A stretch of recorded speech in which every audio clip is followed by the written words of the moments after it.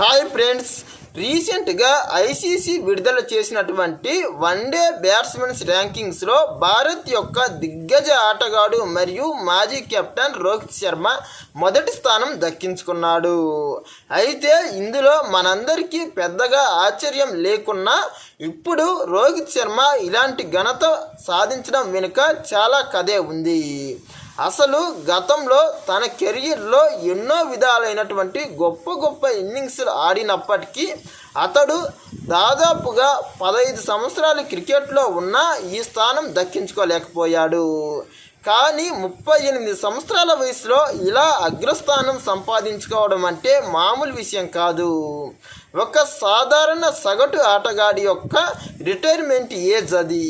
మరి అలాంటి దశలో అద్భుతమైన ఆట తీరు కనబర్చి రోహిత్ శర్మ ఇలాంటి అరుదైన ఘనతను అందుకోవడం నిజంగా ప్రతి భారతీయుడికి ఒక గొప్ప పరిణామమే.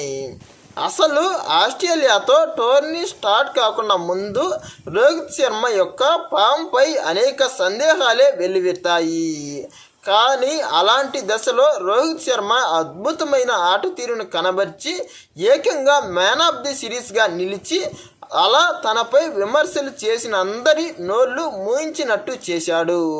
అంతేకాకుండా గతంలో 30 సంవత్సరాల వయసులో కూడా ఆడని ఆటను ఇతడు ఏకంగా 38 సంవత్సరాల వయసులో ఆడి ప్రపంచ క్రికెట్నే తన వైపు చూసే విధంగా చేశాడు. మరి ఇలాంటి గొప్ప క్రికెటర్ రానున్న రోజుల్లో ఇంకా మరిన్ని విజయాలను అందించి భారత క్రికెట్ యొక్క ప్రస్థానాన్ని ప్రపంచం మొత్తానికి చూపించేలా చేస్తాడని ఆశిద్దాం. గతంలో మాజీ క్రికెటర్లు మరియు కొందరు విమర్శకులు రోహిత్ శర్మ యొక్క వయసు మరియు అతడి యొక్క ఫిట్నెస్పై కొన్ని సందేహాలు విముక్తత ప్రదర్శించారు. కానీ ఇప్పుడు అలాంటి వాటన్నిటికీ ఈ ర్యాంకింగ్ ఆధారంగా రోహిత్ సత్తా ఏంటో తెలిసింది.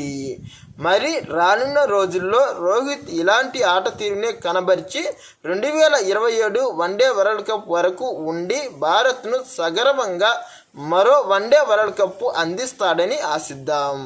గతంలో అత్యధిక ఏజ్ ఉన్న క్రికెటర్గా నెంబర్ 1 ర్యాంక్ పొందిన క్రికెటర్గా మన మాజీ మాస్టర్ బ్లాస్టర్ సచిన్ టెండూల్కర్ పేరిట ఉన్నటువంటి రికార్డును ఈ రోహిత్ శర్మ బద్దలు కొట్టడం జరిగింది. గతంలో మాజీ మాస్టర్ బ్లాస్టర్ సచిన్ టెండూల్కర్ తన యొక్క 38 సంవత్సరాల 72 రోజుల వయసులో ఈ ఘనతను అందుకున్నాడు.